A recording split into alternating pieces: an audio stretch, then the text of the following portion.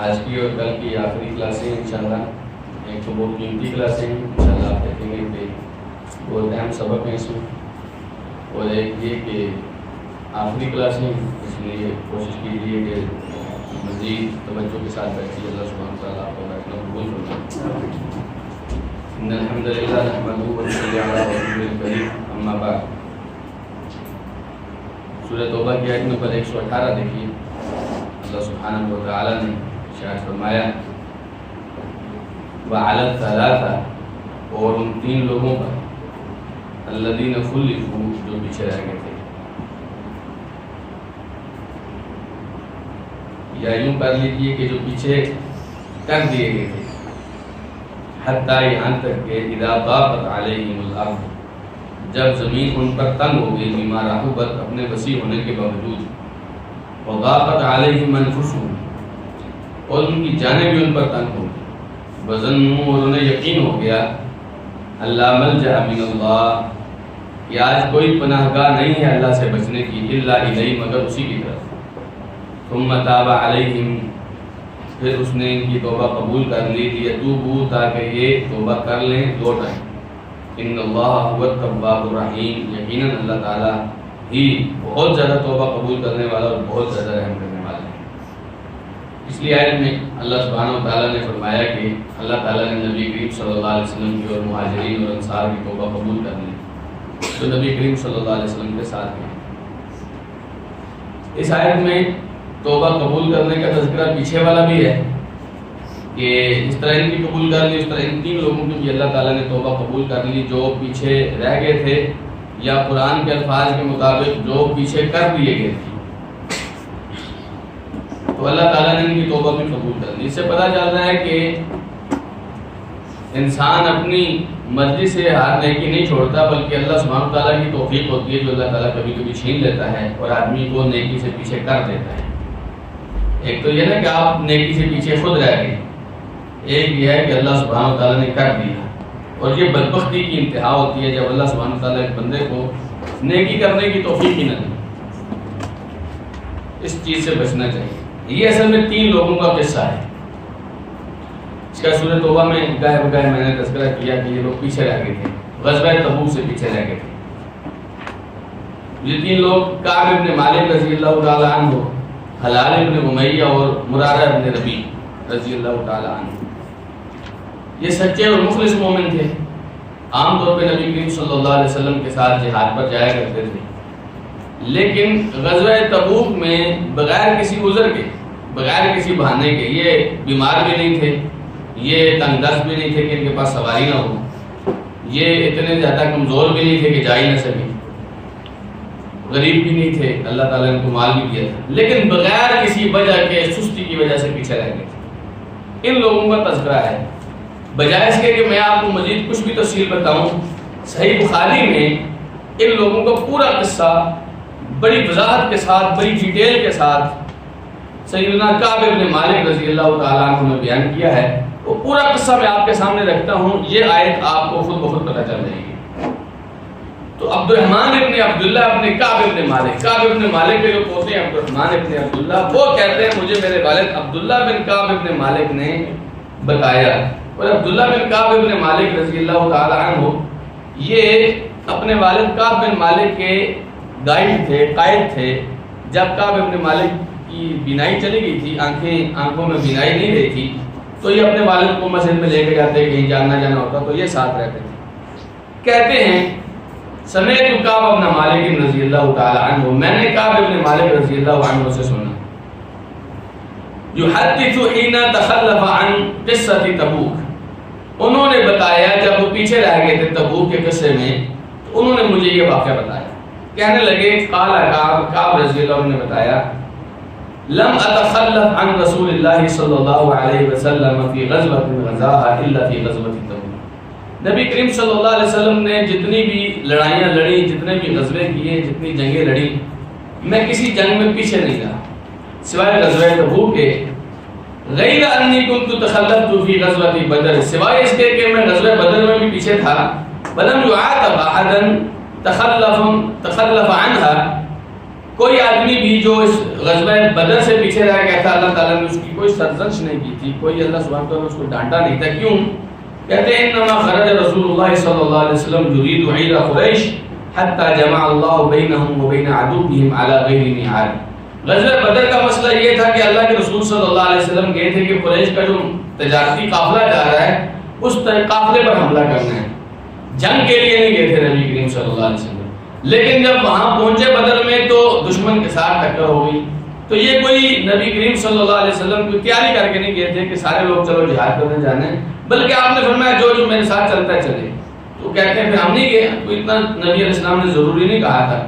اس لیے کہتے ہیں کہ میں اس غزوے میں نہیں تھا، لیکن اس میں کوئی مسئلہ نہیں تھا، کسی کو ڈانٹا نہیں تھی اللہ کے رسول صلی اللہ علیہ وسلم.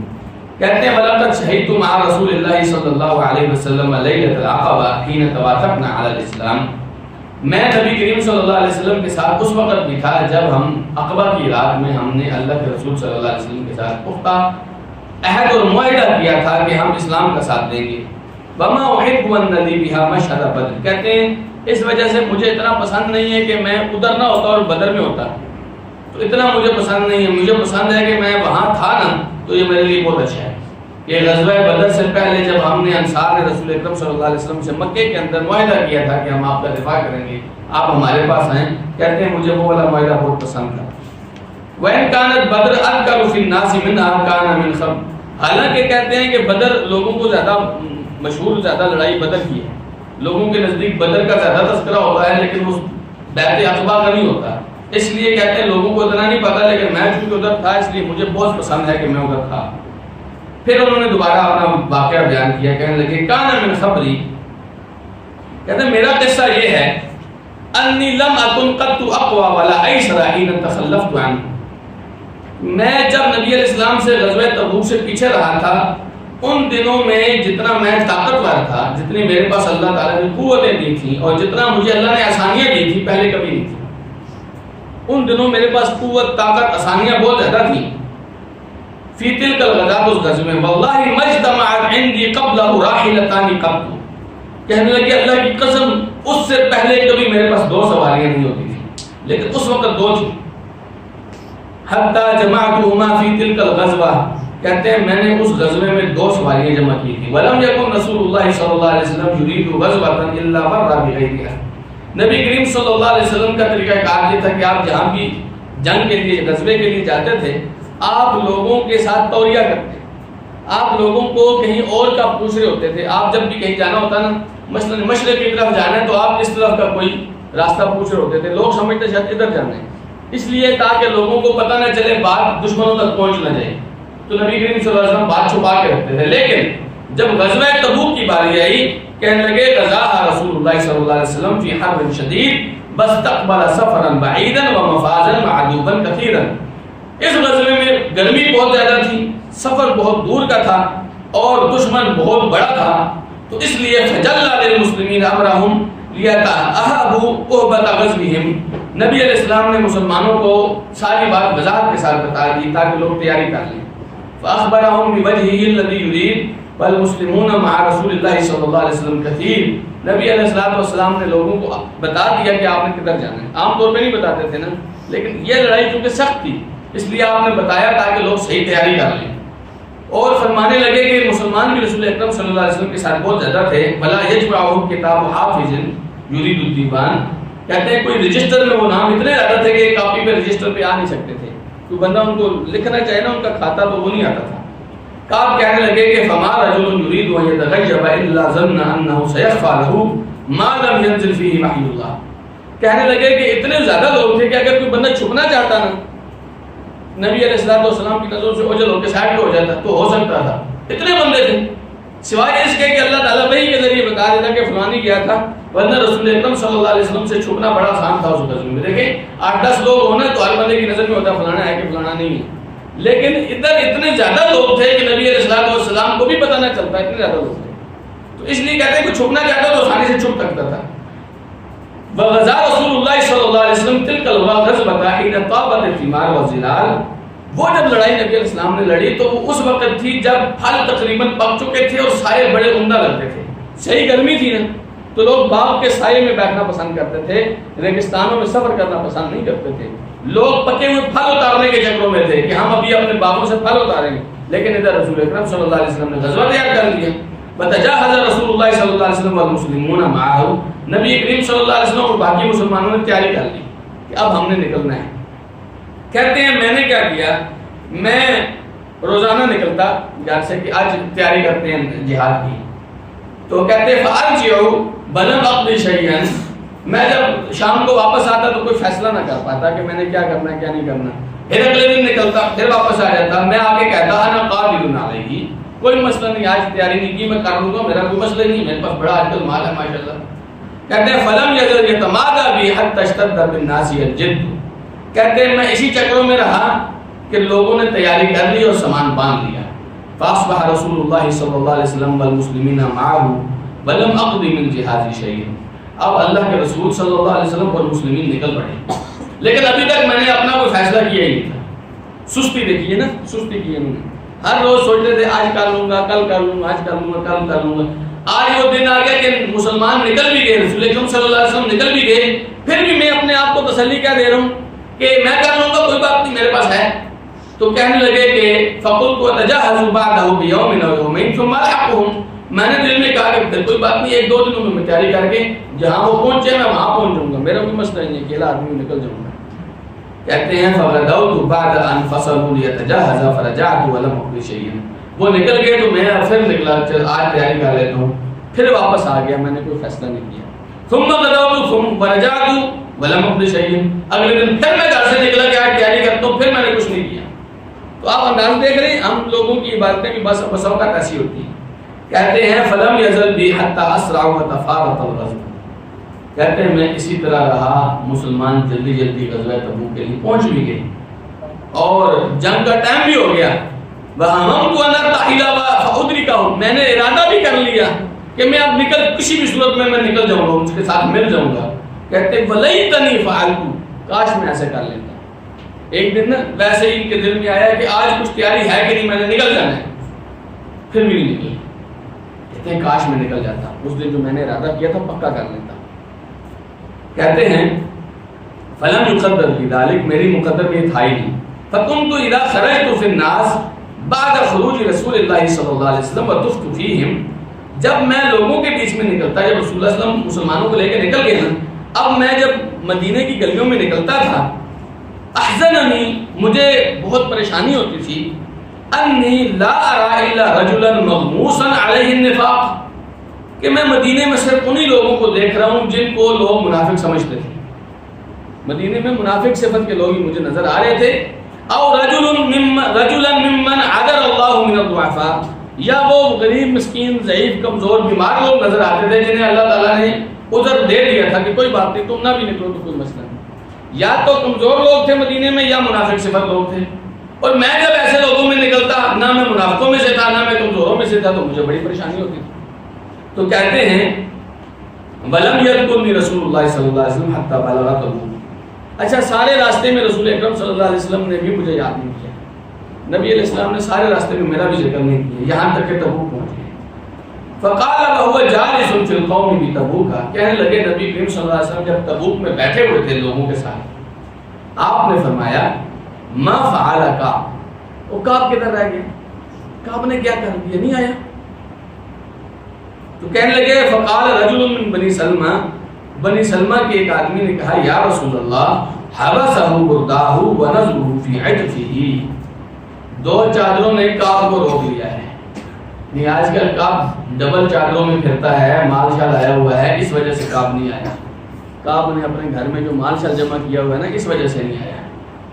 تو معاذ بن جبل کہنے لگے بئس ما قلت، بہت بری بات کی ہے تم نے، واللہ یا رسول اللہ ما علمنا علیہ الا خیرا، اللہ کے رسول اللہ کی قسم ہم نے کعب کے اندر خیر دیکھی ہے، ایسی بات نہیں ہے جو یہ کر رہا ہے کہ مال کے پیچھے بنی ہے، حالانکہ بات تقریباً ایسی تھی، کعب اپنے مال کی وجہ سے لیٹ ہو گئی۔ تو معاذ بن جبل کہہ رہے ہیں اللہ کے رسول ہم نے اس کے بارے میں خیر دیکھی۔ تو یہاں سے ایک بات صحابہ کرام کا اسوہ آپ کو سمجھ آیا ہے، کبھی ایسے ہوتا ہے کہ آپ کا کوئی بھائی، لوگ اس کی برائی کر رہے ہوتے ہیں اور آپ کو پتہ ہوتا ہے وہ بھائی اچھا آدمی ہے، اس کی تعریف کریں وہاں پر، سمجھ آئی؟ اس بھائی کا دفاع کریں، اس بھائی کی عزت کو بچائیں، تو ایسے کرنا چاہیے۔ تو معاذ بن جبل چونکہ عالم آدمی تھے، اس لیے کہنے لگے اللہ کے رسول یہ جو ہے نا کعب بن مالک وہ ہم اس کو خیر پر سمجھتے ہیں۔ پھر رسول اکرم صلی اللہ علیہ وسلم خاموش ہو گئے۔ کعب کہتے ہیں فلما بلغنی انہ توجہ قافلا حضرنی ہمی، جب مجھے خبر پہنچی کہ نبی کریم صلی اللہ علیہ وسلم غزوہ تبوک سے واپسی نکل رہے ہیں تو مجھے دوبارہ پریشانی لگ گئی۔ پریشانی کیا تھی؟ بل تو تفقت اتذکر الکذب، کہتے ہیں میں بیٹھ کے اب جھوٹے بہانے سوچنے لگ گیا، اب رسول اکرم صلی اللہ علیہ وسلم کو کیا کروں؟ تو دل میں میرے کیا آ رہا تھا کہ میں فلانا جھوٹا بہانہ بنا دوں گا، فلانی جھوٹی بات پیش کر دوں گا، کسی طرح رسول اکرم صلی اللہ علیہ وسلم کو راضی کر دوں گا۔ وَقُولُوا بِمَاذَا أُخْرِجْ مِنْ سَخَطِهِ غَدًا، میں دل میں سوچ رہا تھا کہ کل اللہ کے رسول جب پہنچ جائیں گے تو آپ کے غصے سے میں کیسے نکلوں گا، بَسْتَعَنْتُ عَلَى ذَلِكَ، کیا تو کہنے لگے فَلَمَّا قِيلَ إِنَّ رَسُولَ اللَّهِ صلی اللہ علیہ وسلم قَدْ أَضَلَّ قَادِمًا زَاحَ عَنِ الْبَاطِلِ، جب مجھے پتا چلا، میں گھر میں تھا، مجھے پتا چلا کہ رسول اکرم صلی اللہ علیہ وسلم گھر پہنچ گئے ہیں، مدینے میں پہنچ گئے ہیں، کہتے ہیں غلط شبہات جتنے تھے میرے دل میں، غلط ارادے جتنے تھے، وہ جھوٹے بہانے بنانے والے، سب کے سب میرے دل سے نکل گئے۔ تو کہنے لگے وَعَرَفْتُ أَنِّي لَنْ أَخْرُجَ مِنْهُ أَبَدًا بِشَيْءٍ فِيهِ كَذِبٌ، کہتے ہیں مجھے پتا چل گیا میں جھوٹ بول کے رسول اللہ صلی اللہ علیہ وسلم کے غصے سے نہیں نکل سکتا، میں جھوٹ بولوں گا نہیں نکل سکتا۔ تو کہنے لگے کہ فَأَجْمَعْتُ صِدْقًا، میں نے دل پکا کر لیا کہ میں سچ بولوں گا۔ آپ اندازہ لگا رہے ہیں انسان کا دل اسی طرح ہوتا ہے نا، تذبذب کا شکار ہوتا ہے، ڈر رہا ہوتا ہے کیا بنے گا کیا نہیں بنے گا، پھر کبھی غلط خیالات ہوتے ہیں کبھی صحیح خیالات، بالکل جیسے انسانوں کا ہم جیسے عام لوگوں کے ساتھ ہوتا ہے۔ کعب بن مالک کے ساتھ اسی طرح ہو رہا تھا، کہتے ہیں میں ڈر رہا تھا، پھر میں نے اب تہیہ کر لیا کہ سچ بولوں گا، جو ہو جائے سچ بولوں گا۔ کہنے لگے کہ وَأَصْبَحَ رسول اللہ صلی اللہ علیہ وسلم قادمًا وَكَانَ إِذَا قَدِمَ مِنْ سَفَرٍ بَدَأَ بِالْمَسْجِدِ، رسول اکرم صلی اللہ علیہ وسلم واپس مدینے پہنچ گئے، اور آپ کی سنت یہ تھی آپ جب بھی سفر سے واپس آتے آپ گھر جانے سے پہلے مسجد جاتے تھے۔ فَيَرْكَعُ فِيهِ رَكْعَتَيْنِ، وہاں رسول اکرم صلی اللہ علیہ وسلم 2 رکعت پڑھتے تھے۔ ثُمَّ جَلَسَ لِلنَّاسِ، پھر لوگوں کے ساتھ بیٹھ جاتے تھے، لوگوں کی باتیں سنتے تھے، جو لوگ آگے بتاتے تھے مدینے میں یہ ہو گیا ایسے ہو گیا، لوگوں کے ساتھ بیٹھ جاتے تھے۔ فَلَمَّا فَعَلَ ذَلِكَ جَاءَهُ الْمُخَلَّفُونَ، جب نبی کریم صلی اللہ علیہ وسلم نے اس طرح 2 رکعت پڑھی اور وہاں بیٹھ گئے تو وہ جو پیچھے رہ گئے تھے نا جتنے لوگ سارے آئے، فَطَفِقُوا يَعْتَذِرُونَ إِلَيْهِ وَيَحْلِفُونَ لَهُ، اب وہ شروع ہو گئے بہانے بنانے، عذر پیش کرنے شروع ہو گئے، قسمیں کھانے شروع ہو گئے، جیسے ہم نے پیچھے پڑھا ہے یہ لوگ قسمیں کھاتے ہیں کہ ہم تو عذر تھا یہ ہمارا۔ کہنے لگے وَكَانُوا بِضْعَ وَثَمَانِينَ رَجُلًا، وہ 80 سے اوپر لوگ تھے، جو بہانے بنانے والے لوگ تھے، قسمیں کھانے والے لوگ تھے، 80 سے اوپر تھے۔ فَقَبِلَ مِنْهُمْ رَسُولُ اللَّهِ صلی اللہ علیہ وسلم عَلَانِيَتَهُمْ وَبَایَعَهُمْ وَاسْتَغْفَرَ لَهُمْ، رسول اکرم صلی اللہ علیہ وسلم نے ان کی ظاہری جو حالت تھی آگے جو باتیں کرتے تھے اللہ کے رسول نے قبول کر لیا، آپ علیہ السلام نے ان کی بیعت کر لی، اچھا جی آئندہ ہم آپ کے ساتھ جائیں گے، آپ نے فرمایا ٹھیک ہے، آپ نے ان کے لیے دعا بھی کی اللہ اس کو معاف کر دے کہ پیچھے رہ گیا تھا، اس کا فلانا بہانہ تھا۔ وَبَكَّلَ سَرَائِرَهُمْ إِلَى اللَّهِ، لیکن نبی کریم صلی اللہ علیہ وسلم نے ان کے جو اندرونی معاملات تھے، دلی معاملات تھے، مخفی معاملات تھے، وہ اللہ کے حوالے کر دی۔ ظاہری طور پر تو ہم کسی کو دیکھ سکتے ہیں نا، اندرونی تو ہم نہیں دیکھ سکتے، اندرونی معاملات اللہ کے حوالے کر دی۔ کہتے ہیں فَجِئْتُهُ فَلَمَّا سَلَّمْتُ عَلَيْهِ تَبَسَّمَ تَبَسُّمَ الْمُغْضِ، میں آیا رسول اکرم صلی اللہ علیہ وسلم کے پاس، میں نے آپ کو سلام کیا، نبی کریم صلی اللہ علیہ وسلم مسکرا دیے، اور مسکرانے کا انداز کیا تھا؟ کہتے ہیں تبسم المغضب، جیسے آدمی غصے میں ہنستا ہے۔ سمجھ آ رہی بات کی؟ ایسی مسکراہٹ منافقوں کے لیے نہیں تھی، جب اپنے لوگ ایسے کرتے ہیں نا تب غصہ آتا ہے۔ تو اب نبی کریم صلی اللہ علیہ وسلم مسکرائے بھی، لیکن اندر سے کیا تھا؟ غصہ تھا۔ کہتے نظر آ رہا تھا رسول اکرم صلی اللہ علیہ وسلم غصے کی طرح مسکرائے، آپ نے فرمایا تعال آؤ، فجئت امشی حتی جلست بین یدیہ، کہتے ہیں میں چلتا چلتا گیا، میں آپ کے سامنے بیٹھ گیا، فقال علی، آپ نے مجھ سے فرمایا ما خلفک، کس چیز نے تجھے پیچھے چھوڑ دیا تھا؟ الم تکن قد ابتعت ظہرک، اور تو نے تو اپنی سواری بھی لی ہوئی تھی جانے کے لیے، پھر تو پیچھے رہ گیا تھا۔ کہتے ہیں بلا، میں نے کہا اللہ کے رسول بالکل، انی واللہ لو جلست عند غیرک من اہل الدنیا لرأیت انی سأخرج من سخطہ بعذر، کہتے ہیں اللہ کے رسول اللہ کی قسم اگر میں آپ کے علاوہ کوئی بہانہ بنا لیتا اس کے غصے سے نکل جاتا ہے. وَلَقَدْ أُعْطِيتُ جَدَلًا اللہ نے مجھے اتنی صلاحیت دی ہے میں کسی سے بحث کر کے جیت سکتا ہوں, اتنی صلاحیت ہے میرے پاس. اگر آپ کے علاوہ کوئی بھی ہوتا میں اس کو بہانہ بناتا اور اس کے غصے سے نکل جاتا ہے. وَلَكِنِّي وَاللَّهِ لیکن اللہ کی قسم لَقَدْ عَلِمْتُ لَإِنْ حَدَّثْتُكَ الْيَوْمَ حَدِيثَ كَذِبٍ تَرْضَىٰ بِهِ عَنِّي کہتے ہیں اللہ کی قسم اگر آج میں آپ سے جھوٹ بولتا اگر آج میں آپ سے جھوٹ بولوں اور جھوٹ بول کر آپ کو راضی کر لوں آپ مجھ سے راضی بھی ہو جائیں لَيُوشِكَنَّ اللَّهُ أَن يَسْخَطَ عَلَيَّ تو بہت قریب ہے کہ اللہ آپ کو مجھ پر ناراض کر دے گا. اللہ آپ کو میرے بارے میں بتا دے گا آپ پہلے سے زیادہ ناراض ہو جائیں گے. بَلَا إِنْ حَدَّثْتُكَ حَدِيثَ صِدْقٍ اور اگر میں آپ سے سچی بات کروں گا تَجِدُ عَلَيَّ فِيهِ آپ مجھ پر غصہ کریں گے لیکن انی لارجو فیہ عفو اللہ سچ بول کر میں اللہ سے امید کروں گا کہ اللہ مجھے معاف کر دے گا. لا واللہ نہیں اللہ کی قسم نہیں ما کان لی من عذر میرا کوئی بہانہ نہیں تھا. رسول اکرم صلی اللہ علیہ وسلم سے بات کر رہے ہیں کیا بتا رہے ہیں اللہ کی قسم میرا کوئی بہانہ نہیں تھا.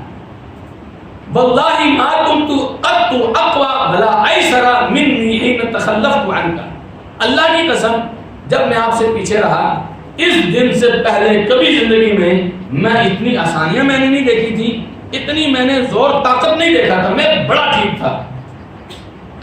فقال رسول اللہ صلی اللہ علیہ وسلم اما هذا فقد صدق آپ نے فرمایا یہ جو آدمی ہے اس نے سچ بولا ہے. فقم حتى ولقد عجزت ان لا تكون اعتذرت الى رسول الله صلی اللہ علیہ وسلم بما اعتذر الیہ المتخلفون وہ کہتا ہے تو اتنا بھی نہیں کر سکا کہ وہ جتنی ساری دنیا آگے بہانے بنا کے چلے گی تو بھی بہانے بنا لیتا. کہتے ہیں قد کان کافی کا دم کا استغفار رسول اللہ صلی اللہ علیہ وسلم تیرے لیے اتنا کافی تو نے تو غلطی بھی کی تھی نا رسول اکرم صلی اللہ علیہ وسلم تیرے لیے اللہ سے دعا کر دے اللہ مجھے معاف کر دیتا. کیا مسئلہ تھا میں سچ بول کے اور سارے لوگوں کو اپنے خلاف کرنے کا. کہتے ہیں فواللہ ما زالوا یؤنبونی حتی اردت ان ارجع فاکذب فاکذب نفسی کہتے ہیں میرے گھر والوں نے فیملی والوں نے مجھے اتنا ڈانٹا اتنا مجھے زجر و توبیخ کی اتنا مجھے جو ہے نا انہوں نے خراب کیا کہ میرے دل میں سوچا کہ میں آگے واپس آؤں رسول اکرم صلی اللہ علیہ وسلم کے پاس آگے کہوں میں نے پہلے جھوٹ بولا تھا اب سچ یہ ہے اور میں بہانہ بنا لوں.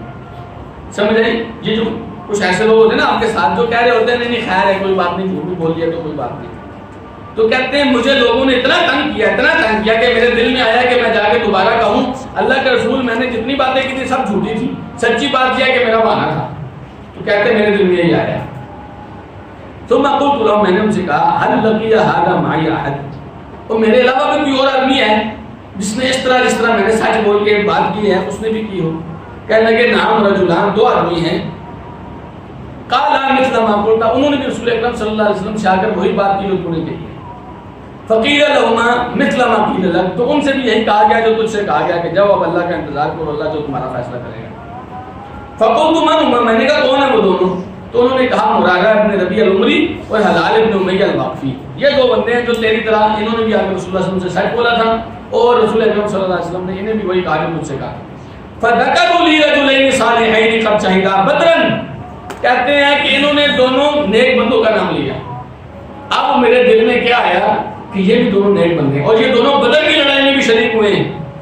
فیہما اسوہ ان کے طریقہ کار کے اندر کوئی ٹھیک کی طریقہ کار ہوگا میں جھوٹ نہیں بولتا میں ان کے ساتھ ہوں. فمضیت حین ذکروہما لی جب انہوں نے یہ دونوں بندوں کا نام لیا نا میں نے کہا اب میں گھر جاؤں گا واپس رسول اللہ کے پاس نہیں جاؤں گا.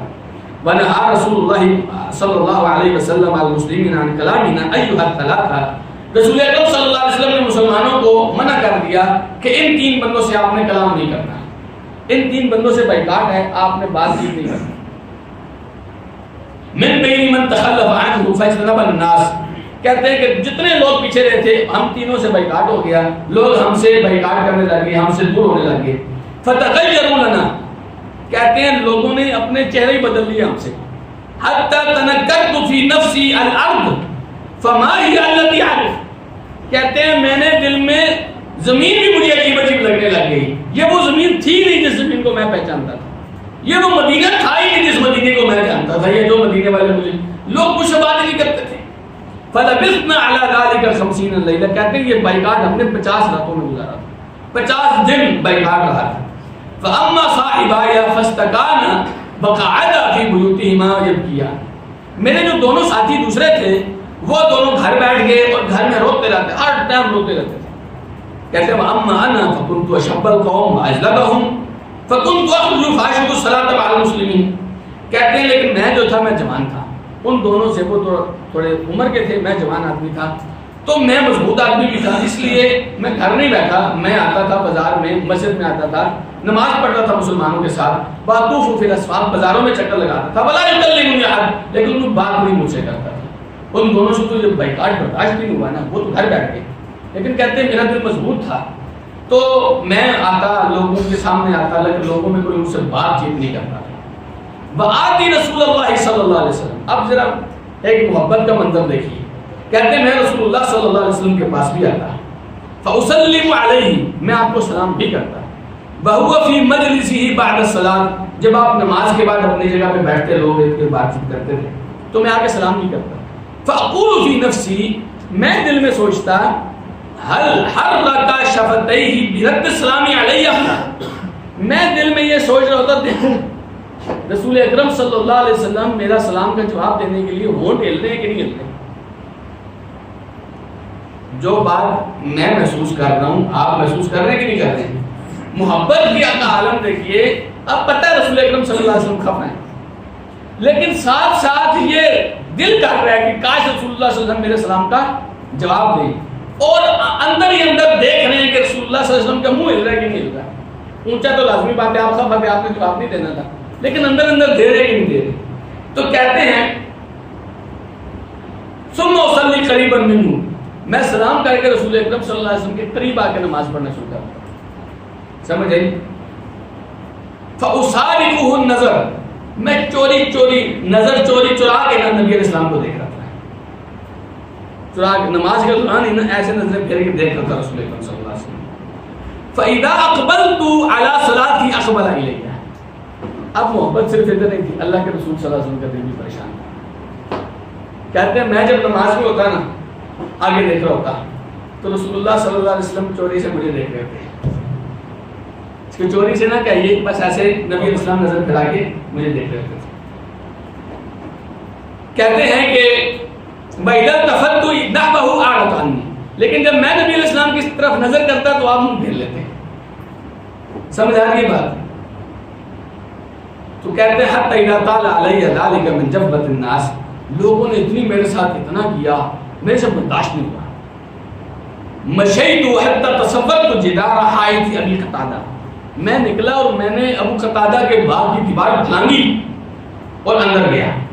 کہتے ہیں ابو قتادہ جو تھے وہ میرے چچا زاد بھائی تھے. ابو قتادہ رسول اکرم صلی اللہ علیہ وسلم کے گھڑ سوار تھے. کہتے ہیں فارس رسول اللہ, رسول اکرم صلی اللہ علیہ وسلم کے شاہ سوار تھے ابو قتادہ. کہتے ہیں میں دیوار پھلانگ کے ابو قتادہ کے باغ میں گیا اور میں نے کہا, سب کہتے ہیں مجھے سب سے زیادہ اچھا وہی لگتا تھا, میرا کزن جو تھا مجھے سب سے زیادہ محبوب وہ تھا. میں نے اس کو سلام کیا. کہتے ہیں فواللہ ما رد علیہ السلام, اللہ کی قسم انہوں نے میرے سلام کا جواب نہیں دیا میرے سلام کا جواب. کہتے ہیں فقلت یا ابا قتادہ, میں نے کہا ابو قتادہ انشدک باللہ هل تعلمنی احب اللہ ورسولہ. ابو قتادہ مجھے دل سے بتاؤ, اللہ کا واسطہ تمہیں دیکھتا ہوں, تمہیں مجھے بتاؤ کیا تمہیں پتہ ہے میں اللہ اس کے رسول سے محبت کرتا ہوں. کہتے ہیں فسکت, انہوں نے کوئی جواب نہیں دیا, خاموش ہو گئی. فعدت له فنشدته فسکت, میں نے دوبارہ یہ بات کی, میں نے اللہ کا واسطہ دے کر پوچھا مجھے بتاؤ, چپ رہے. کہتے ہیں میں نے تیسری مرتبہ پوچھا, اللہ کا واسطہ دے کر پوچھا, چپ رہے. کہنے لگے اللہ و رسول عالم, اتنی بات کی, اللہ اور اس کا رسول زیادہ بہتر جانتے ہیں. کہتے ہیں فعدت ففاضت عینایا, کہتے ہیں میری آنکھوں سے آنسو نکل رہے. بتبلیت حتی تصورت الجدار, کہتے ہیں میں واپس آیا, دیوار پھلان کے باہر آ گیا. فبین انا امشی بسوق المدینہ, میں مدینے کے بازار میں گھوم رہا تھا. اذن نبتی من انبات اہل شام, اہل شام کا ایک نبتی, وہاں کا خاندان تھا نبتی خاندان, وہاں کا ایک آدمی مجھے ملا. ممن قدیم بالطعام یبیعہ بالمدینہ، وہ اللہ اناج لے کے آیا تھا مدینے میں بیچنے کے لیے، وہ مجھے ملا۔ کہنے لگا میں یدل علی کعب بن مالک، لوگوں سے پوچھنے لگا کعب بن مالک کا مجھے کون بتائے گا؟ تو لوگ اشارہ کرنے لگے کہ وہ ہے، وہ میرے پاس آیا، مجھے ایک خط دیا اس نے غسان کے بادشاہ کا۔ غسان عربیوں کا ایک قبیلہ تھا جو عیسائی تھا، عیسائیوں کا جو امیر تھا غسان کا، وہ اس کا مجھے خط دیا۔ فَإِذَا فِيهِ، اس خط میں کیا تھا؟ اما بعد فَإِنَّهُ قَدْ بَلَغَنِي أَنَّ صَاحِبَكَ قَدْ جَفَاكَ، مجھے پتا، غسان کے بادشاہ نے کعب بن مالک کو خط لکھا کہ مجھے پتا چلا ہے تمہارے اس نبی نے، تمہارے اس آقا نے تم سے بے وفائی کر دی ہے۔ وَلَمْ يَجْعَلْكَ اللَّهُ بِدَارِ هَوَانٍ، لیکن تو ایسا آدمی نہیں ہے، تجھے اللہ نے ذلیل کرنے کے لیے نہیں بنایا۔ وَلَا مُطِيعًا، اللہ تعالیٰ نے اس ذلت والے گھر میں تجھے نہیں رکھا۔ فَالْحَقْ بِنَا نُوَاسِكَ، تو ہمارے پاس آ جا، ہم تیرا صحیح خیال کریں گے۔ ان لوگوں نے تیری قدر ہی نہیں پہچانی۔ فَقُلْتُ لَمَّا قَرَأْتُهَا وَهَذَا أَيْضًا مِنَ الْبَلَاءِ، کہتے ہیں جب میں نے وہ خط پڑھا میں نے دل میں کہا یہ بھی ایک امتحان ہے۔ دیکھیے جب آپ سے ساری دنیا والے خفا ہو جائیں اور بادشاہ آپ کو خط لکھ رہا ہے کہ آپ میرے پاس آ جاؤ، تو کیا خیال آدمی کا دل کیا کرتا ہے؟ کہتے ہیں میں نے دل میں کہا یہ امتحان ایمان کا امتحان ہے، محبت رسول کا امتحان ہے، بادشاہ مجھے بلا رہا ہے، لیکن کہتے ہیں میں نے کیا کیا؟ فَتَيَمَّمْتُ بِهَا التَّنُّورَ فَسَجَّدْتُهُ بِهَا، میں نے تندور میں ڈال دیا وہ، میں نے کہا دفع کرو اس کو۔ حَتَّى إِذَا مَضَتْ 40 لَيْلَةً، 40 دن گزر گئے تھے بائی کاٹ کے، من ال50، 50 میں سے 40 دن ہو گئے تھے۔ اذا رسول اللہ صلی اللہ علیہ وسلم یاتینی، رسول اکرم صلی اللہ علیہ وسلم کا قاصد میرے پاس آیا، کہنے لگا ان رسول اللہ صلی اللہ علیہ وسلم یامرک ان تعتزل امرأتک، رسول اللہ صلی اللہ علیہ وسلم تجھے حکم دے رہے ہیں اپنی بیوی سے الگ ہو جاؤ۔ کہتے ہیں میں نے اسے پوچھا طلاق دے دو، کہنے لگا طلاق نہیں دے دو لیکن قریب نہیں جانا، یعنی ہم مستری نہیں کرنے، بیوی سے الگ ہو جاؤ۔ کہتے ہیں یہی بات رسول اکرم صلی اللہ علیہ وسلم نے میرے وہ جو دونوں ساتھی تھے ان کے پاس بھی بھیجی کہ اپنی اپنی بیویوں سے الگ ہو جاؤ۔ تو میں نے اپنی بیوی سے کہا کہ گھر چلی جا، اپنے گھر چلی جا، اور وہیں رہے جہاں تک کہ میرا فیصلہ ہو جائے۔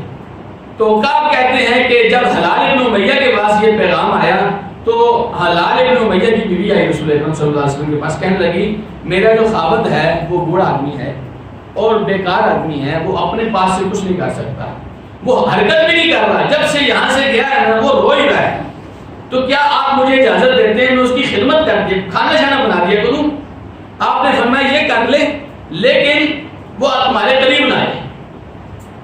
تو کہنے لگے کہ وہ حلال ابن امیہ ہوتے ہی جا رہے ہیں اور کوئی قریب نہیں آئے۔ کہنے لگے میرے گھر والوں نے مجھے کہا کہ حلال ابن امیہ کی بیوی نے نبی علیہ السلام سے اجازت لے لی خدمت کی، تو بھی اجازت لے تیری بیوی خدمت کرتی رہے۔ کہتے میں نے کہا نہیں، مجھے نہیں پتا رسول اکرم صلی اللہ علیہ وسلم مجھے کیا جواب دیں گے، اس لیے میں رسول اکرم صلی اللہ علیہ وسلم کے پاس نہیں جانا چاہتا۔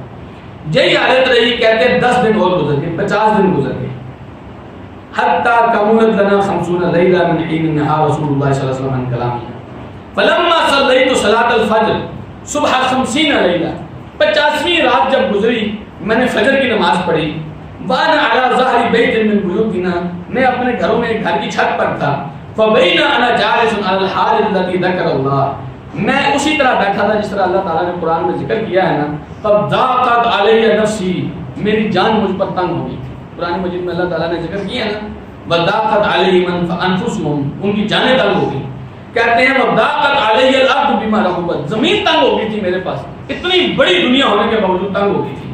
سمعت صوت صارخ، میں نے ایک اعلان کرنے والے کی آواز سنی، اوفا علی جبل سلع بأعلی صوتی، وہ سلع پہاڑ کے اوپر سب سے اوپر والی جگہ پہ چڑھ کے اس نے اونچی آواز میں اعلان کیا، کہنے لگا یا کعب ابن مالک ابشر، اے کعب ابن مالک خوش ہو جا۔ یہ 50ویں رات جب گزری اور فجر کا وقت تھا، کہتے ہیں فخررت ساجدا، میں فوراً سجدے میں گر گیا، فعرفت ان قد جاء الفرج، مجھے پتہ چل گیا کہ اللہ تعالیٰ کی طرف سے کوئی وسعت آ گئی ہے، کشادگی آ گئی ہے۔ وآذن رسول اللہ صلی اللہ علیہ وسلم بتوبۃ اللہ علینا حین صلی صلاۃ الفجر، رسول اکرم صلی اللہ علیہ وسلم نے اعلان کیا تھا جب آپ نے نماز فجر پڑھی تو آپ نے ہماری توبہ کے قبول ہونے کا اعلان کیا کہ اللہ تعالیٰ نے قبول کر لی ہے۔ فذهب الناس يبشروننا، لوگ خوشخبریاں دینے آ رہے تھے، وذهب قبل صاحبي مبشرون، میرے جو دونوں ساتھی تھے ان کے پاس بھی لوگ گئے کہ ان کو بھی جا کے بتائیں. وَرَكَضَ إِلَيَّ رَجُلٌ فَرَسًا وَسَعَى سَعَى مَنْ أَسْلَمَ. کہتے ہیں ایک آدمی نے میرے لیے گھوڑے پر بیٹھ کے بھاگتا بھاگتا آیا, تو وہ آدمی جس نے پہاڑ پہ چڑھ کے اعلان کیا تھا وہ میرے پاس جب آیا خوشخبری دینے کے لیے, کہتے ہیں میں نے اپنے دونوں کپڑے اتار کے اس کو دے دیے اور کہتے ہیں واللہ ما املک غیرہما یومئذ, اللہ کی قسم اس نے میرے پاس ان دو کپڑوں کے علاوہ کچھ نہیں کیا. بس تعاقت ثوبین فلبستہما, لیکن خوشی اتنی تھی میں نے وہ اس کو دے دیے اور خود کسی اور سے ادھارے لے کے آیا, ادھارے کپڑے لے کے آیا.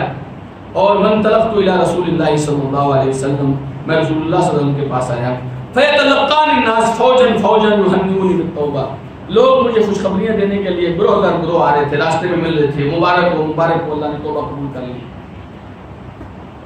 یقولون لتہنیک توبۃ اللہ علیک قال کعب حتی دخلت المسجد, کہتے ہیں میں مسجد گیا. فإذا رسول اللہ صلی اللہ علیہ وسلم جالس حولہ الناس, رسول اکرم صلی اللہ علیہ وسلم اسی طرح مصلی میں بیٹھے تھے, ارد گرد لوگ بیٹھے تھے.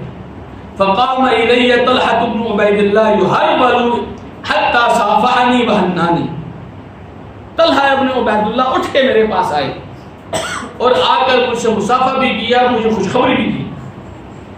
کہتے ہیں واللہ ما قام الی رجل من المہاجرین غیر, کہتے ہیں اللہ کی قسم مہاجروں میں سے ان کے علاوہ کوئی اور میرے لیے نہیں ہوتا. یہ تو انصار کے لوگ تو سارے خوشخبری, انصار تو ان کے قبیلے کے لوگ تھے نا, وہ تو سارے خوشخبری دے رہے تھے, لیکن مہاجروں میں سے طلحہ ابن عبید اللہ رضی اللہ عنہ کے علاوہ کوئی نہیں تھا. کہنے لگے بلا انصاحا لطلحہ, میں طلحہ کی یہ نیکی کبھی نہیں بھولوں گا, کبھی نہیں بھولوں گا یہ نیکی.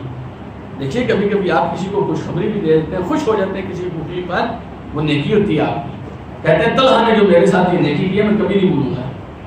قال, کہتے ہیں فلما سلمت علی رسول اللہ صلی اللہ علیہ وسلم قال رسول اللہ صلی اللہ علیہ وسلم وهو يبرق وجهه من السرور, جب میں نے رسول اکرم صلی اللہ علیہ وسلم کو آ کر سلام کیا, آپ علیہ الصلوۃ والسلام کا چہرہ بجلی کی طرح چمک رہا تھا خوشی کی وجہ سے. توبہ کس کی قبول ہوئی؟ کعب بن مالک کی. خوش کون ہو رہا ہے؟ کعب بن مالک کا پیغمبر. کہتے چمک رہا تھا آپ کا چہرہ خوشی سے. اس کا مطلب ہے کہ جب ان کو پریشانی تھی تو ہونا بنتا ہے. مسلمانوں کی خوشی کے وقت خوش ہونا سنت رسول اللہ صلی اللہ علیہ وسلم. تو کسی مسلمان کو دیکھ کر چہرہ خراب نہ کیا کریں, اس کی خوشی کو دیکھ کر خوش ہوا کریں. نبی کریم صلی اللہ علیہ وسلم خوش ہو گئے. کہتے ہیں آپ نے فرمایا ابشر بخیر یوم مر علیک منذ ولدتک امک, کہتے ہیں کہ آپ جب سے تیری ماں نے تجھے پیدا کیا ہے نا, آج اس تیری زندگی کا سب سے خوبصورت ترین دن ہے, آج خوش ہو جا. تو کہتے ہیں میں نے کہا امن عندک یا رسول اللہ ام من عند اللہ, میں نے کہا اللہ کے رسول یہ توبہ یہ معافی آپ کی طرف سے ہے یا اللہ کی طرف سے ہے؟ آپ نے فرمایا لا بل من عند اللہ, میری طرف سے نہیں بلکہ اللہ کی طرف سے ہے. وکان رسول اللہ صلی اللہ علیہ وسلم اذا سر استنار وجهه كأنه قطعة قمر, کہتے ہیں جب اللہ کے رسول صلی اللہ علیہ وسلم خوش ہوتے تھے آپ کا چہرہ اتنا خوبصورت ہو جاتا تھا, یوں لگتا تھا چاند کا ٹکڑا ہے. پیارے پیغمبر صلی اللہ علیہ وسلم جب خوش ہوتے تھے یوں لگتا تھا چاند کا ٹکڑا ہے, اتنا روشن ہو جاتا تھا. وَكُنَّا نَعْرِفُ ذَلِكَ مِنْهُ, کہتے ہیں آپ کی خوشی آپ کے چہرے سے ہم پہچان جاتے تھے کہ آپ خوش ہیں. کہتے ہیں فلما جلست بین یدیہ, جب میں آپ کے سامنے بیٹھا میں نے کہا یا رسول اللہ ان من توبتی ان انخلع من مالی صدقۃ الی اللہ و الی رسول اللہ, کہتے ہیں میں نے کہا اللہ کے رسول میری توبہ کا حصہ ہے, میں نے اللہ سے منت مانگی تھی کہ اگر اللہ نے میری توبہ قبول کر لی میں اپنا سارا مال اللہ کو دے دوں گا. اللہ کے رسول کو دے دوں گا, اس مال کی وجہ سے میں پیچھے رہ گیا تھا, سارا مال اللہ کے رسول کو دے دوں گا. آپ نے فرمایا امسک علیک بعد مالک فهو خیر لک, کچھ مال اپنے پاس رکھ لے یہ بہتر ہے.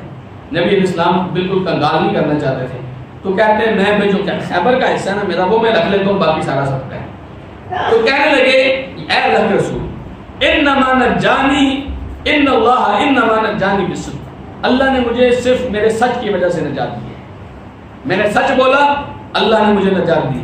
وَإِنَّ مِن تَوْبَتِي اللَّهُ حَدِّثَ إِلَّا صِدْقًا مَا بَقِيتُ, کہتے ہیں میری توبہ کا یہ بھی حصہ ہے کہ میں جتنی زندگی میں باقی ہوں میں صرف سچ بولوں گا. فواللہ ما اعلم احدا من المسلمین ابلغ اللہ فی صدق الحدیث منذ ذکرت ذلك لرسول اللہ صلی اللہ علیہ وسلم احسن مما ابلانی. کہتے ہیں میں نے اپنی زندگی میں کبھی کوئی آدمی ایسا نہیں دیکھا جسے اللہ نے اتنا اچھا امتحان میں کامیاب کیا ہو سچ بولنے کی وجہ سے جتنا اللہ نے مجھے امتحان میں کامیاب کیا ہے. کہتے ہیں ما تعمدت منذ ذکرت ذلك لرسول اللہ صلی اللہ علیہ وسلم الى یوم ھذا کریما. جب سے میں نے رسول اللہ سے بات کی ہے میں نے کبھی جان بوجھ کر جھوٹ نہیں بولا. وإني لأرجو أن يحفظني الله فيما بقيت. مجھے اللہ سے امید ہے اللہ آئندہ بھی زندگی مجھے بچا کے رکھے گا, کوئی نقصان نہیں دے گا میرے سچ کی وجہ سے. وأنزل الله على رسوله صلی اللہ علیہ وسلم.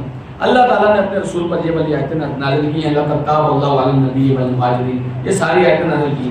کہتی فواللہ, اب کعب ابن مالک کیا کہتے ہیں؟ کہتے ہیں فواللہ ما انعم اللہ علی من نعمت قط بعد ان ہدانی للاسلام اعظم فی نفسی من صدقی لرسول اللہ صلی اللہ علیہ وسلم اللہ اکون کذبته فاہلک کما ہلک الذین کذبوا.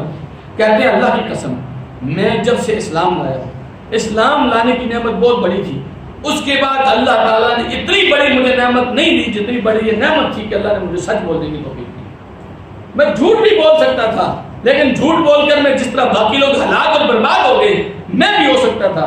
اللہ نے مجھے سچ بولنے کی توفیق دی, میں نے رسول اکرم صلی اللہ علیہ وسلم سے سچ بولا. کہتے ہیں وَكُنَّا تَخَلَّفْنَا أَيُّهَا الثَّلَاثَ عَنْ أَمْرِي أُولَٰئِكَ الَّذِينَ قَبِلَ مِنْهُمْ رَسُولُ اللَّهِ صلی اللہ علیہ وسلم حِينَ حَلَفُوا لَهُ. کہتے ہیں ہم نے سچ بولا, لوگوں نے قسمیں کھا کے رسول اکرم صلی اللہ علیہ وسلم سے قبول کروا لی توبہ, لیکن کہتے ہیں فبايعهم فاستغفر لهم وارجع رسول اللہ صلی اللہ علیہ وسلم امرنا حتى قضى الله فينا فبذلك قال الله.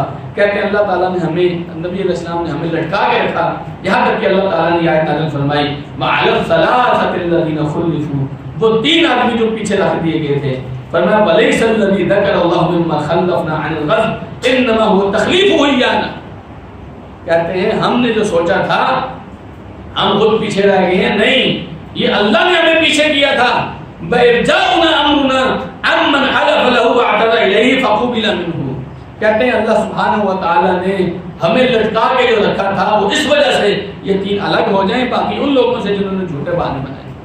یہ کعب ابن مالک کی وہ پوری حدیث ہے جس کا تذکرہ اللہ تعالیٰ نے یہاں فرمایا کہ ان تین لوگوں کی اللہ نے توبہ قبول کر لی جن کے اوپر زمین بھی تنگ ہو گئی تھی, ان کی جانیں بھی تنگ ہو گئی تھی, اور انہیں یقین ہو گیا اللہ کے علاوہ کہیں سے جان نہیں چھوٹے گی. یہ اللہ کی طرف رجوع کیا, اللہ نے ان کی توبہ قبول کر لی, اور اللہ کے علاوہ توبہ کون قبول کر سکتا ہے؟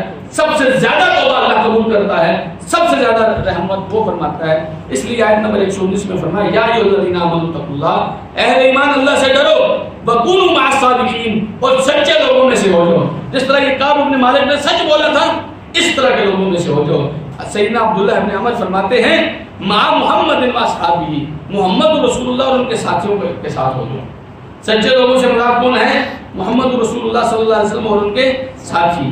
اب اللہ سبحانہ تعالیٰ نے اہل ایمان کو نصیحت کی, فرمایا یہ غور سے سنیے, جلدی جلدی میں اس کو مکمل کرتی ہوں. ما کان لأہل المدینہ, اہل مدینہ کو نہیں چاہیے تھا, ومن حولهم من الاعراب, اور جو ان کے ارد گرد دیہاتی لوگ رہتے ہیں, ان یتخلفوا عن رسول اللہ صلی اللہ علیہ وسلم, کہ رسول اللہ صلی اللہ علیہ وسلم سے پیچھے رہتے, بلا یرغبوا بانفسہم عن نفسہ, اور اللہ کے رسول پر اپنے آپ کو ترجیح دیتے, انہیں یہ نہیں چاہیے تھا. ذالک بانہم, یہ اس لیے کہ یہ لوگ لا یصیبہم ظمأ, انہیں کوئی بھی پیاس پہنچی, بلا نصب, کوئی تھکاوٹ پہنچی, بلا مخمصۃ, کوئی ان کو بھوک پہنچی, فی سبیل اللہ کے راستے میں, بلا یطعون موطیا, یا کسی وادی کو انہوں نے کراس کیا, یغیظ الکفار, جس کی وجہ سے کفار کو غصہ آیا, بنا ولا ینالون من عدو نیلا, اور دشمن کے خلاف انہوں نے کوئی بھی کامیابی حاصل کی, الا کتب لهم به عمل صالح, ان ساری چیزوں کے بدلے اللہ ان کے لیے نیک عمل لکھ رہا ہے. ان اللہ لا یضیع اجر المحسنین, یقیناً اللہ تعالیٰ احسان کرنے والوں کے اجر کو ضائع نہیں کرتا. اسی طرح فرمایا ولا ينفقون نفقۃ, یہ لوگ انہوں نے کچھ بھی خرچ کیا ہے, صغیرۃ او کبیرۃ, چھوٹا خرچ کیا یا بڑا خرچ کیا, ولا يقطعون وادیا, اور کسی وادی کو طے کیا, الا کتب لهم, مگر اللہ تعالیٰ نے ان کے لیے اجر لکھا, لیجزیہم اللہ احسن ما کانوا یعملون, تاکہ اللہ تعالیٰ ان کے عمل سے بہتر ان کو اجر دے. تو یہ جتنے اعمال ہیں دیکھیے, ایسا نہیں تھا کہ آپ بھوک میں نکلے, تنگی میں نکلے تو اللہ نے ایسے ہی آپ کو جہاد پہ بھیج دیا, نہیں. آپ کو اس راستے میں کوئی پیاس بھی لگی, اللہ نے آپ کو اجر دیا. آپ کو بھوک لگی, اللہ نے آپ کو اجر دیا. آپ کو تھکاوٹ محسوس ہوئی, اللہ نے آپ کو اجر دیا. آپ کو دشمن پر کامیابی ملی, اللہ نے آپ کو اجر دیا. آپ نے کوئی راستہ طے کیا, کہیں قدم رکھا, جس قدم رکھنے کی وجہ اللہ نے آپ کو اجر دیا. آپ نے اپنا مال لگایا, کوئی بات نہیں, تھوڑا لگایا یا زیادہ لگایا, آپ نے کوئی راستہ طے کیا, اللہ نے آپ کو اجر دیا. اور اجر سے کیا مراد ہے؟ آپ کا عمل بہت تھوڑا ہوگا, اللہ کا اجر اور اللہ سبحانہ و تعالیٰ کی طرف سے جو ثواب ہوگا بہت بہترین ہوگا, کیونکہ آپ نے یہ جہاد کیا ہے. تو کہاں وہ لوگ جو گھر بیٹھ کے کھجوروں کے سائے میں بیٹھے رہے تھے, اور کہاں یہ لوگ جن کے ایک ایک قدم کو اللہ نے اپنے پاس لکھا ہے, جن کے ایک ایک سانس کو اللہ نے اپنے پاس لکھا ہے, جن کے خشک حلق کو اللہ نے اپنے پاس رکھا ہے, جس کا لحاظ رکھے اللہ تعالیٰ نے. ان کے پیٹ سے اٹھتے ہوئے مروڑ جو بھوک کی وجہ سے اٹھتے تھے, مالک نہیں بھولا ان کا یہ احسان جو انہوں نے دین اسلام کے ساتھ کیا ہے. تو اللہ تعالیٰ سب یاد رکھا ہے, اور اللہ نے ایسے نہیں چھوڑ دیا, ہر چیز کے بدلے اللہ تعالیٰ نے ان کو اجر دیا ہے. تو کبھی بھی دین کے معاملے میں آپ کو تھکاوٹ ہو, کبھی دین کے معاملے میں آپ کو پیاس لگے, کبھی دین کے معاملے میں آپ کو بھوک لگے, آپ کا مالک اتنا نہ قدرہ نہیں ہے, آپ کی اس بھوک کو بھول جائے گا, آپ کی اس پیاس کو بھول جائے گا. مالک سب جانتا ہے, اور آج بھی اللہ اجر دے گا, قیامت کے دن بھی اللہ سبحانہ تعالیٰ آپ کو اجر دے گا. تو کبھی گھبرائیے نہیں کہ بھوک لگ جائے گی, پیاس لگ جائے گی, مولوی صاحب بہت تھک گئے, ہم تنگ آ گئے, ہم نہیں. مالک سب جانتا ہے. اگر اللہ کے لیے کر رہے ہیں تو وہ نہ قدرہ نہیں ہے, میرے لیے کر رہے ہیں تو شاید مجھے پتہ نہ چلے. میں آپ کو کچھ نہیں دے سکتا, کوئی لیڈر, کوئی امیر, کوئی خلیفہ آپ کو کچھ نہیں دے سکتا, لیکن اگر آپ رب العالمین کے لیے کر رہے ہیں. دیکھیے, ان کو پیاس لگی تو اللہ نے اس پیاس کا بھی تذکرہ کیا, ان کو بھوک لگی اللہ کے راستے میں, اللہ نے اس بھوک کا تذکرہ کیا. اور میرے بھائی, اللہ سبحانہ و تعالیٰ کا آپ یہاں دنیا میں نام لیں.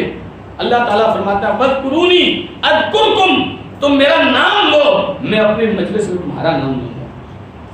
ایسے بھی مسلمان پھر بھی اللہ کے راستے سے پیچھے رہ جائیں تو ایسے نہیں کرنا. اللہ تعالیٰ نے فرمایا مسلمانوں کو نہیں چاہیے کہ رسول اللہ کو بھیج رہے ہیں اور خود اپنی جان بچا رہے ہیں. مسلمانوں کو ایسے نہیں کرنا. ایک دن سیدنا عمر بن الخطاب رضی اللہ عنہ نے کہا, یا رسول اللہ, آپ مجھے دنیا کی ہر آدمی سے اچھے لگتے ہیں سوائے میری جان کے. نبی کریم صلی اللہ علیہ وسلم نے فرمایا, عمر, جب تک مجھے کوئی آدمی اپنی جان سے بھی زیادہ پسند نہ کرے تب تک وہ مومن نہیں ہو سکتا. عمر کہتے ہیں, اللہ کے رسول, آج کے بعد آپ مجھے میری جان سے بھی زیادہ اچھا لگتے ہیں. آپ نے فرمایا, الآن یا عمر, عمر بات اب بنی ہے, آج اگر تم نے مجھے اپنی جان سے بھی زیادہ پسند کر لیا ہے پھر تمہارا ایمان کو کام کا ہے. میں کہنا ایسا ایمان کام کا نہیں ہے کہ جہاں آپ پھنس جائیں وہاں دین کو آگے کر دیں, دینداروں کو آگے کر دیں, خود پیچھے ہو جائیں. اللہ تعالیٰ نے فرمایا مسلمانوں کو ایسا نہیں کرنا چاہیے تھا. ایک اور بات اللہ سبحانہ تعالیٰ نے فرمائی آیت نمبر 122 میں, وما كان المؤمنون لينفروا كافة, اہل ایمان کو نہیں چاہیے تھا کہ سب کے سب نکل جائیں. فلولا نفر من كل فرقة منهم, ایسا کیوں نہ ہوا کہ ان کے ہر فرقے میں سے نکلتی طائفتوں نے ایک چھوٹی سی جماعت, لیتفقهوا في الدین, تاکہ دین کی سمجھ حاصل کرتی, ولينذروا قومهم اذا رجعوا, اور واپس آ کے اپنی قوم کے لوگوں کو ڈراتی, اذا رجعوا الیہم, جب وہ واپس ان کے پاس آتے, لعلهم يحذرون, تاکہ وہ لوگ بچ جائیں. اس آیت میں 2-3 باتیں یاد رکھیے, مختصر میں آپ کو بتاتا ہوں. ایک تو اس آیت میں اللہ سبحانہ و تعالیٰ نے یہ ذکر کیا, جیسے شیخ عبدالسلام بھوٹوی حفظہ اللہ نے ذکر کیا, کہ سارے لوگوں کو نہیں نکلنا چاہیے, بلکہ جو لوگ نکلے ہیں وہ رسول اکرم صلی اللہ علیہ وسلم کے ساتھ گئے ہیں, وہ وہاں دین کی یعنی جہاد کی تعلیم حاصل کریں. وہاں دشمن کے ساتھ کیا معاملات پیش آئے, غنیمتیں کیسی حاصل ہوئیں, ٹکر کیسی ہوئی, سختی کیا تھی, واپس آ کے اپنی قوم کے لوگوں کو بتائیں کہ جہاد میں یہ کچھ ہم نے حاصل کیا ہے. ایک اس کا معنی اور مفہوم یہ. اور شیخ عبدالسلام بھوٹوی حفظہ اللہ نے جہاد کو دین کا نام جہاد کہاں سے رکھا, وہ نبی کریم صلی اللہ علیہ وسلم کی اس حدیث سے. نبی کریم صلی اللہ علیہ وسلم نے فرمایا, اذا تبایعتم بالعینہ, جب تم لوگ اینا سودی قسم کی تجارت شروع کر دو گے, واخذتم ارداب البقر, بیل کی دمیں پکڑ لو گے, ورضیتم بالزرع, کھیتی باڑی سے تم خوش ہو جاؤ گے, وترکتم الجہاد, اور جہاد کو چھوڑ دو گے, سلط اللہ علیکم ذلا, اللہ تعالیٰ تمہارے اوپر ذلت کو مسلط کر دے گا, ثم لا ينزعه حتى ترجعوا الى دینکم, پھر اللہ سبحانہ و تعالیٰ وہ ذلت تم سے ہٹائے گا نہیں جب تک تم اپنے دین کی طرف واپس نہیں آ جاؤ. تو دین سے مراد کیا ہے اس حدیث میں, جیسے فرمایا جہاد کو چھوڑ دو گے, تو مراد کیا جب تک جہاد کی طرف واپس نہیں آؤ گے تب تک اللہ تعالیٰ وہ ذلت نہیں ہٹائے گا. تو شیخ عبدالسلام حفظہ اللہ نے یہ یہاں سے استدلال کیا ہے. اس سے پتہ چلتا ہے کہ جس دین کا تذکرہ ہوا ہے, دین کے علم کا تذکرہ, وہ مراد یہ ہے جہاد کے علم کا وہ حاصل کریں, اور جب واپس اپنے علاقے کی طرف آئیں تو اپنے علاقے کے لوگوں کو بتائیں کہ ہم نے جہاد کے میدان میں یہ چیزیں سیکھی. ایک اس کا مطلب یہ ہے کہ سارے لوگ صرف جہاد کے لیے نہ جائیں، بلکہ تلوار کے ساتھ جہاد کرنا ایک شعبہ ہے، اور علم کے ساتھ دلائل کے ساتھ جہاد کرنا یہ ایک شعبہ ہے۔ سارے تلوار کے ساتھ جہاد کرنے کے لیے نکل جائیں گے تو کافروں کا منہ کون بند کرے گا؟ کافروں کے ہاتھ کو توڑ دیے نا آپ نے تلوار کے ساتھ، منہ کون بند کرے گا؟ منہ بند کرنے کے لیے ضروری ہے کہ علم حاصل کی کریں۔ تو کچھ لوگوں کو چاہیے کہ رسول اللہ صلی اللہ علیہ وسلم کے ساتھ علم حاصل کریں، تاکہ جب وہ مجاہدین واپس آئیں تو یہ ان مجاہدین کو علم دیں کہ ہم نے آپ کے جانے کے بعد رسول اکرم صلی اللہ علیہ وسلم نے ہمیں یہ سکھایا ہے۔ اس لیے ظہار کہتے ہیں جب رسول اکرم صلی اللہ علیہ وسلم کسی غزوے میں نکلتے تھے تو سارے مسلمانوں کے لیے جانا لازم تھا، لیکن اگر آپ کبھی کوئی لشکر بھیجتے تھے پھر سب کا جانا لازمی نہیں تھا، پھر جس کو رسول اکرم صلی اللہ علیہ وسلم بھیجتے تھے وہی جاتا تھا۔ باقی کیا تھے؟ باقی رسول اکرم صلی اللہ علیہ وسلم کے پاس علم حاصل کریں گے۔ تو اس سے پتہ چلتا ہے کہ جہاد جیسا کام وہاں سے اللہ تعالیٰ نے فرمایا سب صرف جہاد نہ کرو بلکہ علم بھی حاصل کرو۔ تو ہم لوگ جنہوں نے اپنا اوپر سے لے کر نیچے تک اگلے پچھلے سارے لوگ پیسہ روپیہ کمانے میں لگا رکھے ہیں، ہم لوگوں نے علم حاصل کرنے کے لیے اپنے گھر سے، ہم لوگوں نے علم حاصل کرنے کے لیے اپنے محلے سے کوئی لوگ وقف نہیں کیے۔ اس کا مطلب ہے کہ ہم یہاں پر سستی کر رہے ہیں۔ اللہ تعالیٰ نے فرمایا سب لوگ جہاد میں بھی نہ جائیں، کچھ لوگ علم حاصل کریں، اور ہم سب لوگ صبح سے شام تک ٹکے ٹکے کے پیچھے مال و دولت کے پیچھے لگے رہتے ہیں، نہیں سیکھتے علم، نہیں سیکھتے دین، اور ہمارا دین آج دیکھ لیجیے بگڑ گیا ہے۔ اللہ سبحانہ تعالیٰ محفوظ رکھے۔ فرمایا آیت نمبر 123 دیکھیے، یا ایھا الذین آمنوا، اہل ایمان، قاتلوا الذین یلونکم من الکفار، قتال کرو لوگوں کے خلاف جو کافر ہیں اور تمہارے ارد گرد رہتے ہیں، بل یجدوا فیکم غلظہ، وہ تمہارے اندر سختی محسوس کریں، وَاعْلَمُوا، اور یاد رکھو، ان اللہ مع المتقین، کہ اللہ تعالیٰ تقوی والوں کے ساتھ ہے۔ یہاں اللہ سبحانہ تعالیٰ نے اہل ایمان کو حکم دیا آپ اگر پاکستان میں ہیں تو آپ امریکہ جا کے لڑنے کی بجائے کشمیر میں لڑیں، جو آپ کے ارد گرد کافر رہتے ہیں ان کافروں سے پہلے لڑیں۔ اگر آپ نے ان کافروں پر غلبہ حاصل کر لیا تو پھر اس کے بعد اگلے لوگوں کے ساتھ آپ لڑیں۔ بات سمجھ میں آئی ہے کہ آپ ایسا نہیں ہے اللہ تعالیٰ نے آپ کو مشکل میں ڈالا کہ آپ یہاں سے ٹکٹ لیں جہاز کا اور امریکہ جا کے لڑیں، ایسا نہیں۔ آپ ارد گرد کے کافروں کو پہلے مغلوب کریں، پھر اس کے بعد اس میں کئی باتیں ہیں۔ ایک تو یہ کہ آپ کے لیے جہاد کرتے ہوئے آسانی ہے، جو کام آپ اپنے قریب رہ کر کر سکتے ہیں وہ دور جا کر تو نہیں کر سکتے۔ دوسری بات، اسلام اصلاح کا کام کرتا ہے۔ جب آپ اپنے قریبی لوگوں کو مسلمان کریں گے، جہاد کریں گے، وہ لوگ مسلمان ہوں گے، آپ کو معاشرہ بنے گا، آپ کی طاقت بنے گی۔ پھر اللہ تعالیٰ فرما رہا ہے کہ اس کے بعد نبی علیہ الصلوۃ والسلام نے ارد گرد کے پہلے لوگوں کو مسلمان کیا، پھر جب سارے جزیرہ عرب والے مسلمان ہو گئے پھر نبی علیہ السلام نے روم کی طرف غزوہ تبوک کیا، پھر جب ان لوگوں کے ساتھ جہاد ہو گیا بعد میں نبی علیہ السلام نے ان کے اوپر صحابہ کرام نے فتح حاصل کر لی، پھر ایرانیوں کے ساتھ جہاد ہوا، اس طرح جہاد آہستہ آہستہ پھیلتا گیا۔ تو آپ نے کیا جہاد کا انداز کیا ہے؟ قریبی لوگوں سے شروع کرنا ہے، ان کو مغلوب کرنا ہے، پھر اگلے لوگوں پہ کرنا ہے۔ ہاں، کافروں کو ایسا کبھی بھی نہیں نظر آئے کہ مسلمان کمزور ہے، بل یجدوا فیکم غلظہ، کافر تمہارے اندر سختی دیکھیں، تمہیں دیکھ کے انہوں نے ڈر لگے۔ ایسا نہیں ہے کہ کافروں کو لگے کہ ان کو تو ہم کھا جائیں گے۔ دیکھیے ہم کتنی حملے کرتا ہے، ہماری ہمیں دھمکیاں دیتا ہے، کیوں دیتا ہے؟ اس نے ہمارے اندر سختی نہیں دیکھی۔ اگر ہمارے اندر سختی دیکھتا، ہمارے بیانات کے اندر، ہمارے جہاد کے اندر، ہماری توپوں کے اندر ہم اس کی ٹھکائی کرتے، انڈیا اس طرح الزام تراشی ہم پر نہ کر سکتا۔ تو اللہ تعالیٰ نے کیا حکم دیا کہ دشمن کو آپ کے اندر سختی نظر آنی چاہیے، اور یاد رکھیں اللہ تعالیٰ تقوی والوں کے ساتھ ہے۔ اگر آپ تقوی نہیں اختیار کریں گے تو اللہ سبحانہ تعالیٰ آپ کو میدان جہاد میں بھی آپ کا ساتھ نہیں دے گا۔ میدان جہاد میں بھی تقوی کا خیال کریں، اہل کفر کے ساتھ وہی معاملہ کریں جو اللہ کے رسول نے سکھایا ہے۔ وہاں پر کسی لاش کے ساتھ بھی آپ کو اس کا مصلح کرنے کی اجازت نہیں ہے، لاش کا بھی احترام کرنا ہے آپ نے۔ پھر فرمایا اللہ سبحانہ تعالیٰ نے آخری دعا اتنے ہم پڑھ لیتے ہیں انشاءاللہ، فَإِذَا أُنزِلَتْ سُورَةٌ فَمِنْهُم مَّن يَقُولُ أَيُّكُمْ زَادَتْهُ هَٰذِهِ إِيمَانًا، جب کوئی سورت جہاد والی اترتی ہے تو یہ لوگ کہتے ہیں کہ کس کا ایمان اس سورت نے زیادہ کیا ہے۔ فَأَمَّا الَّذِينَ آمَنُوا فَزَادَتْهُمْ إِيمَانًا، جو اہل ایمان ہوتے ہیں یہ جہاد والی صورتیں ان کا ایمان اور زیادہ کرتی ہیں، فَهُمْ يَسْتَبْشِرُونَ، وہ خوش ہو جاتے ہیں۔ لیکن جس کے دل میں جہاد کی محبت ہے وہ خوش ہو جاتا ہے، کب مجھے موقع ملے میں کافروں کے اوپر چڑھ جاؤں، کب میں کافروں کی گردنیں اتاروں، اللہ کے دشمنوں کو کلا بناؤں۔ وہ جہاد سے محبت جو کرتا ہے وہ موت سے ڈرتا تو نہیں ہے۔ تو اہل ایمان کا ایمان اور زیادہ ہو جاتا ہے جب جہاد والی کی صورت نازل ہوتی ہے۔ لیکن وَأَمَّا الَّذِينَ فِي قُلُوبِهِم مَّرَضٌ، وہ لوگ جن کے دلوں میں بیماری ہے، فَزَادَتْهُمْ رِجْسًا إِلَىٰ رِجْسِهِمْ، تو یہ صورتیں ان کی بیماری کو، ان کی گندگی کو اور زیادہ کر دیتی ہیں۔ جب ایک آدمی پہلے ہی مسلمانوں کے خلاف ہے، کافروں کے ساتھ ہے، اب اللہ نے حکم دیا کافروں کے خلاف جہاد کرو تو ان کا دل کیا کرتا ہے؟ اور گندا ہونا شروع ہو جاتا ہے، مسلمانوں کے خلاف اور چالیں چلنا شروع ہو جاتے ہیں. یہ کیا بات ہوگی؟ یہ تو مسلمان ہمارے ہی کافروں کے خلاف ہیں، لڑنے جا رہے ہیں. تو ان لوگوں کو تکلیف ہوتی ہے. آج بھی اگر آپ کے یہاں لوگ کچھ لوگ کشمیر میں جہاد کرتے ہیں تو پاکستان کے کچھ لوگوں کو تکلیف ہوتی ہے. کیوں ہوتی ہے؟ اس لیے کہ ان کا دل انڈیا کے ساتھ لگا ہوا ہے.